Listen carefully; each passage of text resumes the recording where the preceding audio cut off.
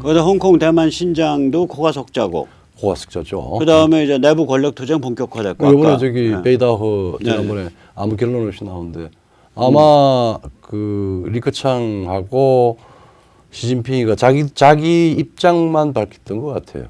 그리고 원로들은 지금 이제 그걸 조정해서 결정을 할 수 있는 카리스마나 능력이나 혹은 이 도덕성이 있는 사람이 아무도 없고 다 같은 도둑놈들인데. 그 같은 도둑놈끼리 이제 말하자면은 10조짜리와 1조짜리의 차이지. 그러니까 리커창은 1조. 원래 사실은 저기 주석 후보였잖아요. 예. 이제 시진핑한테 뺏겼는데 네가 과연 10년만 하고 그만하지. 그리고 네. 나한테 행정을 맡겨.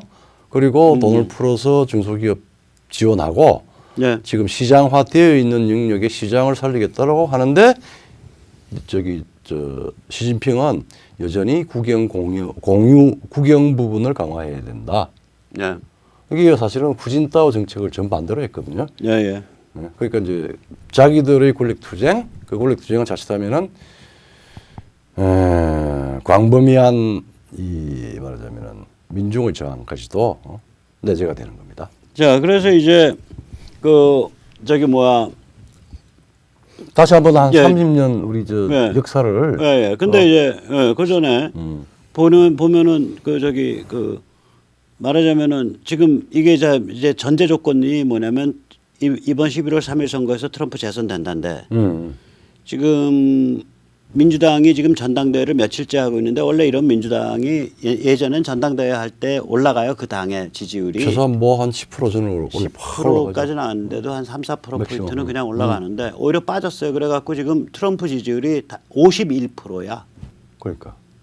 바이든이 그러니까 40한 지금 6%. 그러니까 어제 저 박지원 예. 국정원장이 뭔가를 흘린 겁니다. 예, 그게 난리가 아니라 그러니까 조선일보 또 초조해져 가지고 강머식인가 뭔가 해서 미국 대선 요번에 뭐 될지 안 될지 모른다 저기 그러고 뭐 열릴지 안 열릴지도 모르겠다는 소리. 그러니까 이제 그게 아무나 행설수설이야. 아무나 횡설수설. 미국이 왜 대선을 안 엽니까?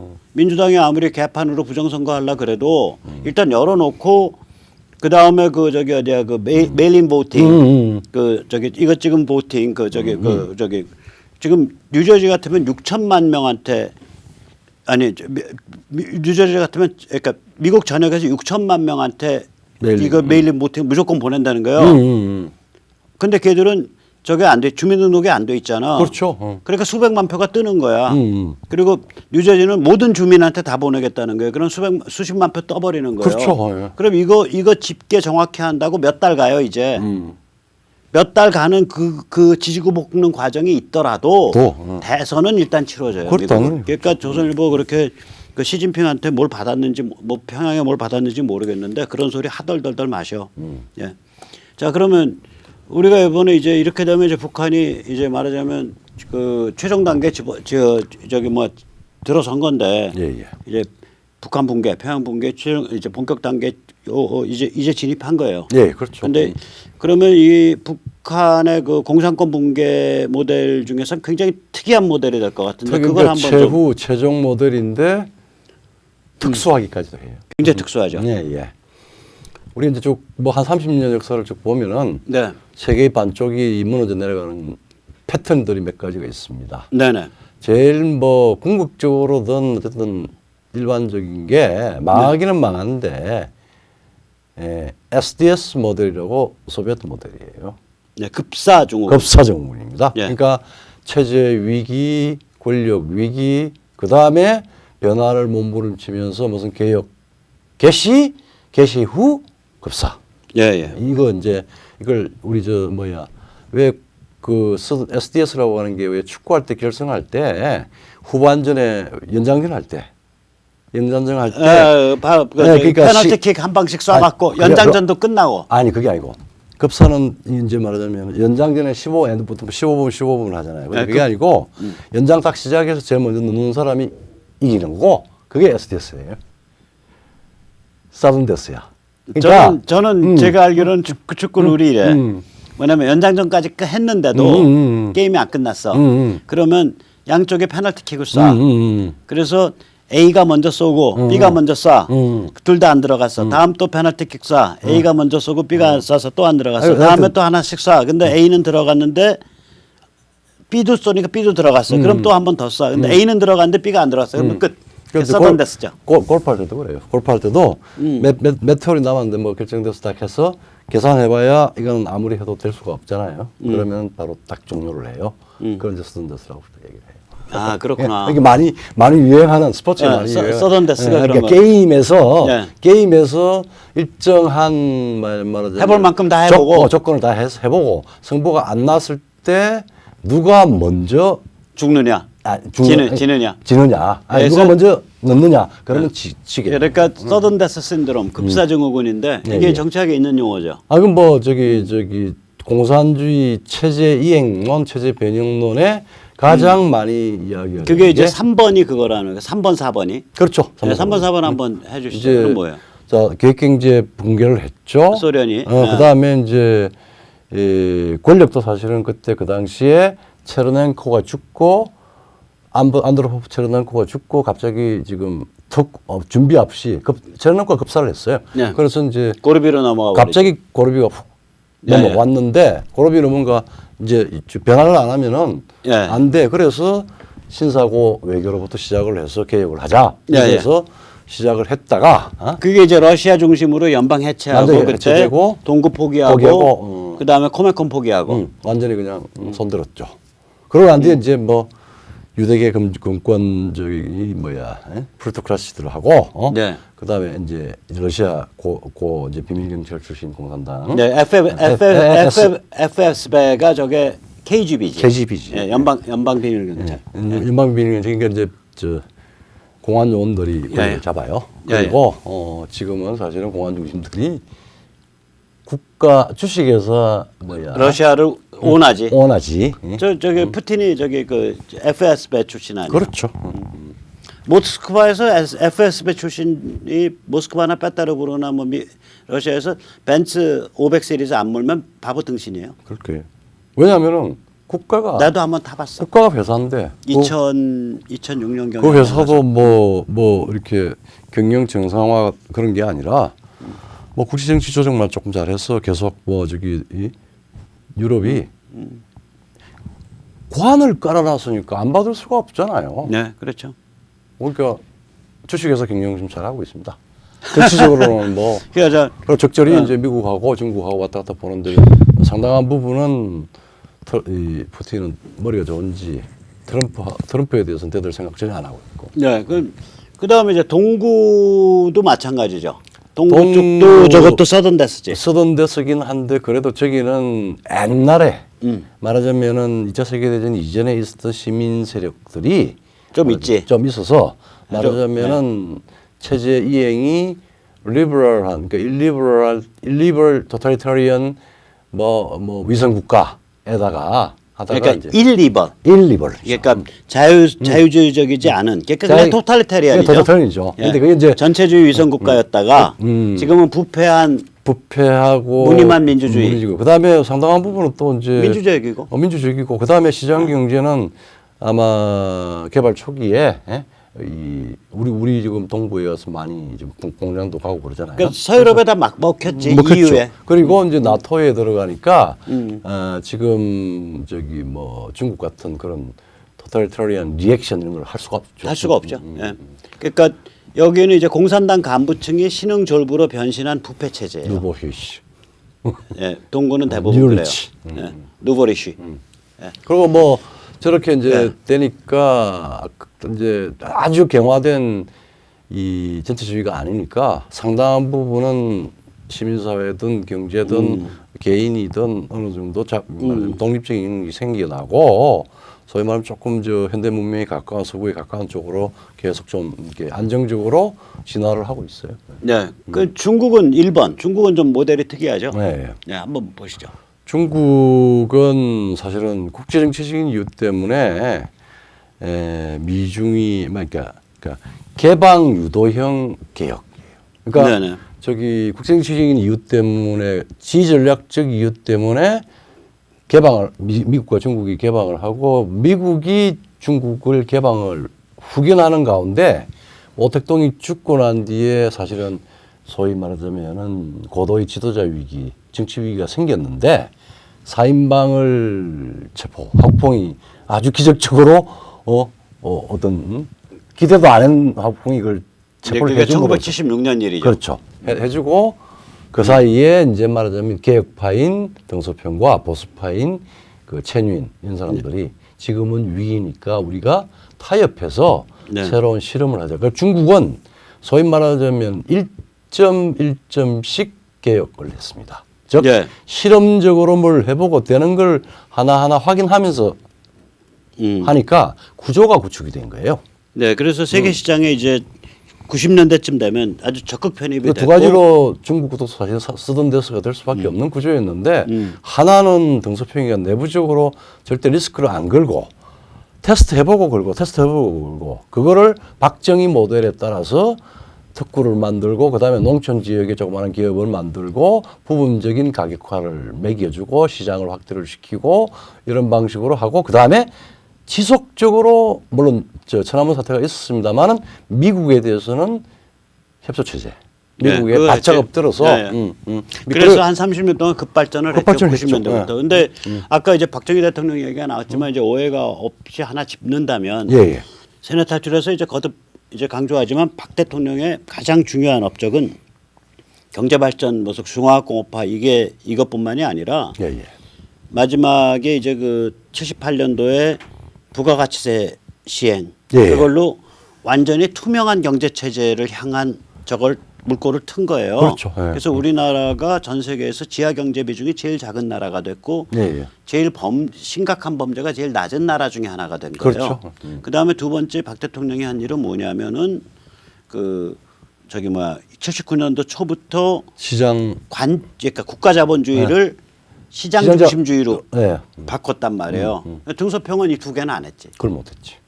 걔들은 이 두 개는 안 했죠. 못했어요. 네. 왜냐하면 그러니까 그때 박정희 등소평이라고 대통령을- 하더라도 그 중국의 정치 체제를 바꿀 수 있는 능력이나 힘이 없었고 그 다음에 그것을 바꾸려고 생각을 했는지도 의심스럽고 천안문 그럼요. 그 제압하는 걸 보면 그러니까 그랬습니다. 엉터리로 배운 거야.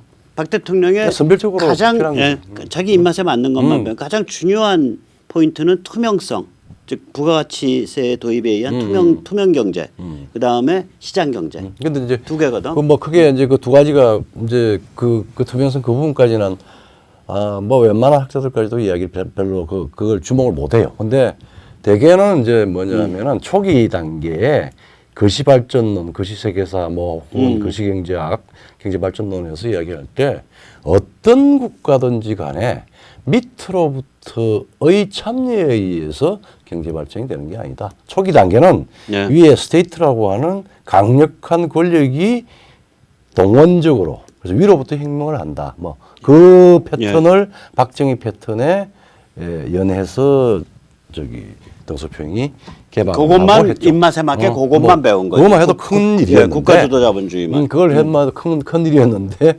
시진핑이 뭐 들어와서 그냥 와정창 그냥 정신병 걸린 거죠. 지금 원래 베이다호에서 이야기된 것도 계속 국유화만이 공유 경제만이 살 거, 국유 기업만이 살 길이다라고 해서 안 그러면 공산당이 망한다. 공산당이 망하고 시장이 살면은 중국이 사는데 그걸 포기를 못 하는 거예요. 그렇죠. 그래서 중화패권주의, 중국식 사회주의를 지금도 고집을 하고 있는 정신병이죠. 그래서 그다음에 그런 베트남도- 상태에서 미중 전쟁이 진행되고 있고 베트남 좀 다르죠. 그래서 자유를 향한 최종 해체에 아마 내년부터 들어가지 않겠냐. 저는 그렇죠. 그렇게 봅니다. 맞습니다. 몇 년 걸리겠지만. 그다음에 베트남은요. 베트남은 이게 이제 조금 이제 중국이나 북한 또 동구하고 좀 다르게 특수한 요소가 있겠는데 사실은 우리가 빼고 있는 게 중국하고 베트남하고 전쟁을 해서 79년도에. 네, 79년 초에 했죠. 이러면은 공산당을 계속 하는데 이게 물적 기초가 없으면은 바로 잡으면 먹히겠구나. 물론 그때서 격퇴는 했어요. 했는데. 그러니까 그러면은 중국도 그렇고 전면적인 말하자면 경제정책, 정치는 놔두고 바꾸지 않으면 안 된다. 그런 미국이 필요하다. 그래서 친미하고 개방으로 나온 겁니다. 예, 도이모이. 도이모이. 예, 그게 이제 79년도 중배 전쟁의 결과예요. 중국 베트남 그 전쟁. 직전까지만 해도 사실은 소련이 봐주고 있었잖아요. 예, 그렇죠. 예, 예. 자, 그렇게 하면 이제 이게 네 가지 정도의 모델인데 중국 모델, 베트남 모델, 예. 소련 모델, 동구 모델 이 네 가지인데 이게 이제 북한은 모델이 달라. 얘들은 아까 우리가 팔고 나간단 말이에요. 굉장히 체계적으로 설명을 했는데 어. 한마디로 이야기하면은 고종 이완용입니다. 고종 이완용 모델. 김씨는 고종이고 예. 그다음에 또 양철이는 이완용 모델이에요. 예, 예. 양철. 그러니까 김영철, 리병철은.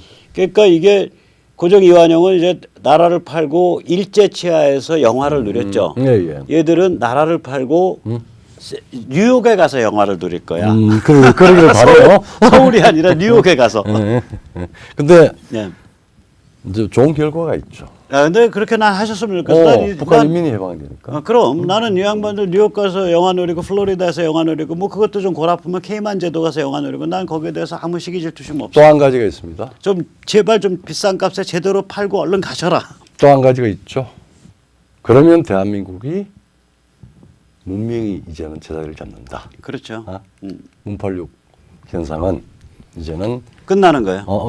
일정한 책임을 지고 나머지는 다 자유민주 국가로 새로이 우리가 재번영의 문명과 발전의 재번영을 아마 도모하는 네. 한 번도 경험하지 못한 네. 발전을 할 수 있을 겁니다. 자, 그래서 이제 제가 만약에 이제 김영철이다. 제가 리병철이다. 그 입장에서 저를 놓고서 미군은 언제 초빙하는 게 좋냐? 라고 한번 계산을 해보자고요, 우리가. 그거 잘하잖아요. 이 중에 이제 아까 그 네 단계라 그랬잖아요. 내부 정비하고 초빙하고 그 다음에 초빙한다는 얘기는 이제 WMD 핵과 이제 미사일 양도하는 거고 그 다음에는 세 번째 단계는 국가를 양도하는 거고. 그렇죠. 그러면서 이제 돈 받고 신분 받고 이제 밖으로 튀는 망명인데, 그러니까 정초 양망 이 네 단계인데 이 중에 분수령은 초빙이란 말이에요. 그러니까 WMD 넘겨줄 테니까 너희가 들어와서 저기 현장 사찰하고 불능화시켜서 가지고 나가. 우리가 협조해줄게. 이게 이제 초빙인데 이 양철이 이 미군을 언제 초빙할 거냐? 그 이제 자기 몸값이 제일 높을 때 하면 좋은데 그걸 어떻게 판단하느냐는 우리는 객관적으로 구도를 보고 판단할 수 있는데 뭐 자기들이 판단하겠죠. 근데 지난번 우리가 2달 전에 이 비슷한 이야기를 하면서 초빙의 시점은 뭐냐? 몸값이 제일 높을 때다. 그리고 그 몸값이 제일 높을 때는 트럼프가 대선 직전에 대선 전이다. 그까지는 이야기를 했고 그리고 코로나 바이러스가 어느 정도 안정이 됐을 때는 그럴 때는 늦어진다. 이런 이야기를 했잖아요. 예. 그래서 이제 이게 이제 역사적 모델이 이제 고려 원종이에요. 그렇죠. 예.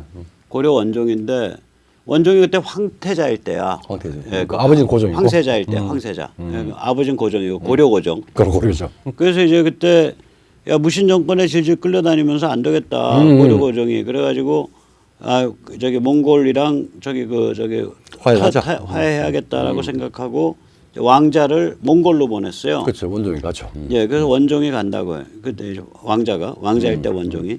그 가갖고 이제 몽골의 2대 칸인 몽케를 만나려고 했는데 몽케가 죽어버렸어. 그렇죠. 그러니까 이 원종이 이제 딱 통박을 잡고 그때 이제 고려 그 몽골 진영에서 이제 이제 큰 칸이 누가 되냐를 가지고 이제 왕자들 간에 알력이 있을 텐데. 예. 그때 이제 남송 정벌을 하고 있는 쿠빌라이를 만나겠다고. 그렇죠. 예. 이 원종이 된 그 왕자가 쿠빌라이가 있는 그 양자강가의 그 악양까지 2,400km를 걸어서 내려가요. 그렇죠. 예. 여행을 해서 예. 6,000리 길이 2,400km를 갔다 그러거든요. 예. 이게 이제 그림이 이제 그 쿠빌라이 뭐 사냥하는 그림 뭐 이런 건데. 예. 그래서 쿠빌라이가 감복을 해갖고 이게 고려 왕실을 몽골의 일족으로 격상시켜 준다고요. 군날 딸을 줬나? 예, 그런 식이죠. 이제 말하자면 그 몽골 황녀들을 이제 고려로 보내고. 그게 직접 황년지 아니면은 뭐 방겐지 뭐 모르겠지만 하여튼 그때 이제 부마국을 만들죠. 부마국을 만들어요. 그리고 그 전체 전 세계 몽골 제국 회의에서 고려 왕의 서열이 7위야. 그럼. 굉장히 높아요. 그래서 이제 크게 4등급 중에서 몽고 황실, 몽고 직할지가 1등국이고 1등민이고 그 다음에 고려는 부마국이라고 하기도 하고 그 바로 밑에 그래서 뭐 잠정적으로 2등국이라고 하고 3은 몽고 제국의 변방들은 3국이라고 하고 그리고 중국은 노예 상태의 제사국이었습니다. 예, 그래 굉장히 높아요. 이 서열이. 예. 서열이 굉장히 높고. 그래서 중국인들은 이 몽고 제국에 대한 엄청난 포부가 있어요. 공포가. 예. 자, 그래가지고 이게 지금 그렇게 보면은 몸값이 높을 때는 트럼프가 고생할 때인데 네. 지금 트럼프가 고생 문턱을 넘어선 것 같거든요. 어제 뭐 51%까지. 예, 51% 지지율 나오기 시작했어요 지금.